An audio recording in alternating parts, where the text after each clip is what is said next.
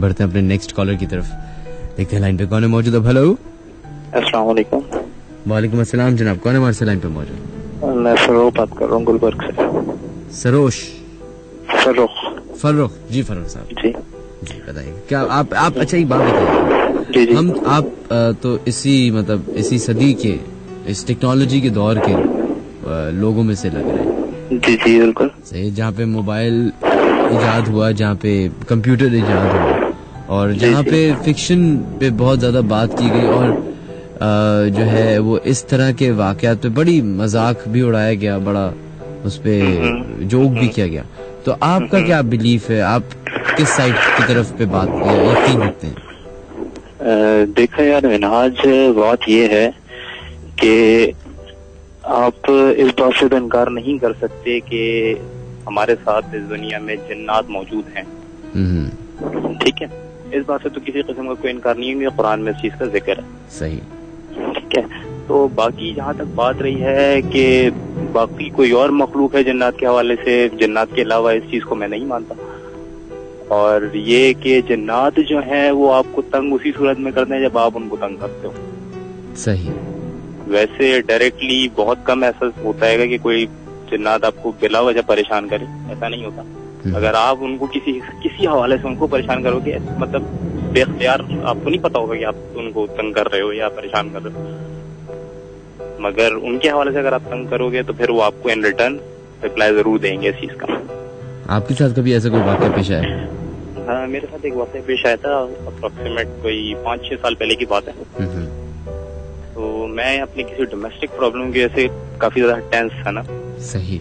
तो मैं दिन में घर में अकेला था, क्योंकि घर वाले मेरे सारे लाहौर गए हुए थे। मैं सो गया ना, उठा हूँ तो उस वक्त लाइट गई हुई थी और शाम का टाइम हो चुका था, मतलब मगरिब के बाद अंधेरा हुआ था ना, जो मेरे माइंड में जो चीज थी। मैं घर से नीचे उतरा हूँ, क्योंकि मैं तो स्मोकर था। मैंने कहा चलो सिगरेट पीता हूँ बाहर जाके। सिगरेट लगा के मैं चल रहा हूँ तो ठीक ठाक सन्नाटा था ना, कोई नजर नहीं आ रहा था, पूरे इलाके की लाइट गई हुई।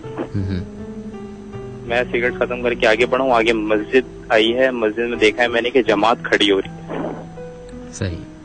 मैं फौरन मस्जिद में गया हूँ, मैंने वुजू किया है, नमाज पढ़ी है। नमाज पढ़ के मैं बाहर निकला हूँ, तो जैसे ही मैं बाहर निकला हूँ लाइट आ गई। अपने मोहल्ले में एंटर हुआ तो हमारे मोहल्ले के कोने पे एक दूध वाले की दुकान है, तो वो अपनी शॉप बंद कर रहा था। वैसे अक्सर जैसे कभी लेट नाइट हम लोग वापस आते थे तो उसकी शॉप जो है वो लेट नाइट खुली होती थी, 2, 2:30, 3 बजे तक ओपन होती। मैंने उससे पूछा, मैंने कहा खैरियत है, आज जल्दी बंद करके जा रहे हो? उसने मुझे बड़ी जो है वो हैरानकुन नजरों से देखा ना। उसने बोला, आप इस वक्त कर क्या रहे हो यहाँ? मैंने कहा मैं तो नमाज पढ़ने गया था, नमाज पढ़ के आओ। कहता है इस वक्त कौन सी नमाज पढ़ के आ रहे हो? मैंने कहा क्यों भाई, अभी तो ईशा की नमाज हुई है। कहता है भाई साहब 2:30 बज रहे हैं, मैं इसलिए दुकान बंद करके जा रहा हूँ। मैं एकदम शॉक हो गया कि 2:30 बजे के टाइम पे और ठीक ठाक लोग मौजूद थे मस्जिद में। ये नहीं कि मैं अकेला ही था, मेरे ख्याल से 2-3 सफ़े जो है वो बनी हुई थी लोगों की। तो मुझे एकदम से हैरत हुई है। मैंने अपने जेब पे हाथ मारा मोबाइल देखने के लिए, मोबाइल मेरी जेब में नहीं था। मैं घर आया हूँ, घर आके मैंने टाइम देखा तो 2:45 का टाइम हो रहा था। तो ये एक जो है वो थोड़ा सा। तो आपको उस वक्त अंदाजा नहीं हुआ जब आपने अपने इलाके में? मैं आपको वही बता रहा हूँ ना, मैं उतरा हूँ नीचे, लाइट गई हुई थी पूरे इलाके की, सन्नाटा सा था। मैं सिगरेट पीता पीता आगे गया हूँ, मस्जिद की तरफ पहुंचा हूँ तो वहाँ पे जो है वो जमात खड़ी हो रही थी। मैं जमात के साथ मिल गया, जमात से निकल के वापस आया हूँ। तो मुझे काफी हैरत हुई इस चीज से। मैं वैसे भी थोड़ा सा मेंटली तौर पे अपसेट हुआ था उसे। तो बहरहाल जो भी था। और आपको लोगों की उन चीजों की, उस मखलूक की शक्लें याद हैं? बिल्कुल इंसानों जैसे, बिल्कुल सेम टू सेम। कोई मुझे ऐसा नहीं लगा कि वो जो है वो कोई और गैर मखलूक है या गैर मरी मखलूक है या हमसे कुछ अलग है। बिल्कुल नॉर्मल तरीके से, जैसे आप जुम्मे में चले जाएं, किसी और जमात में चले जाएं, जैसे आपके साथ लोग खड़े होते हैं वैसे ही लोग खड़े हुए थे मेरे साथ, उनके साथ। तो फिर आपको ये, आप इस बात पे इंक्विजिटिव नहीं हुए कि क्या वो लोग सही था? आप वापस पलट के देख के नहीं आए? मैं अपने मोहल्ले में वापस आया हूँ। जब उसने मुझे 2:30 बजे का टाइम बताया तो एक लम्हे के लिए मेरा दिमाग बिल्कुल उड़ गया ना। मैंने कहा 2:30 बजे और मैं जमात करके आ रहा हूँ, मुझे समझ में नहीं आया कि हुआ क्या है मेरे साथ। मैं सीधा घर आया हूँ उस वक्त फौरन। तो मैंने घर आके टाइम देखा, 2:45 का टाइम हो रहा है। मैंने कहा 2:45? शॉकिंग था मेरे लिए उस वक्त सीन। मगर ये है कि मैंने ये बात किसी से शेयर नहीं की आज तक किसी से भी शेयर नहीं किया। मैं फर्स्ट टाइम आपको बता रहा हूँ ये बात, और वो भी इस वजह से बता रहा हूँ कि ये चीजें होती हैं, मैंने ये चीज देखी है इसलिए मैं कहता हूँ कि होती है, मगर ये कि आपको कोई परेशान या तंग करने वाली बात नहीं है। चलिए जनाब, बहुत बहुत शुक्रिया, थैंक यू सो मच, आपने कॉल किया, अपना ख्याल रखिएगा।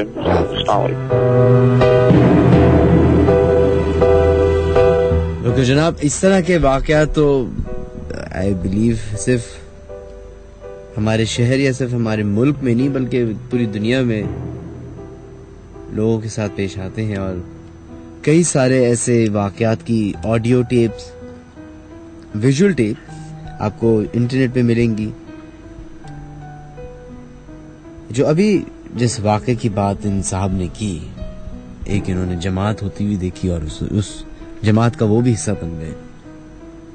इस तरह के कई सारे वाक़यात बहुत सारे लोगों के साथ पेश आए हैं।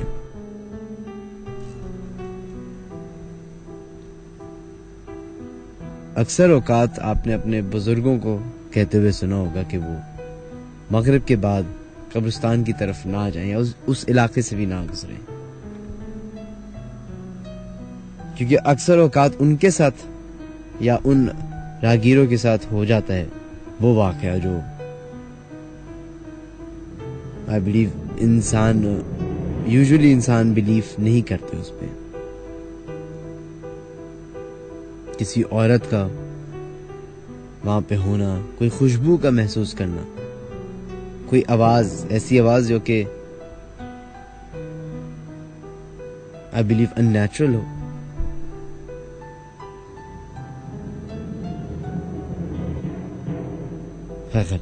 जनाब बढ़ते अपने नेक्स्ट कॉलर्स की तरफ और देखते हैं लाइन पे कौन है मौजूद। हमारे प्रोग्राम के 30 मिनट्स रह चुके हैं प्रोग्राम को खत्म होने में, तो वो तमाम लोग जो अभी अपने मैसेजेस भेजना चाहते हैं, अपने मोबाइल की क्रिएट मैसेज या न्यू मैसेज के ऑप्शन में जाइए, मतलब लिखिए HOT हॉट, स्पेस दीजिए, अपना नाम लिखिए और अपना SMS भेज दें 1313 पे।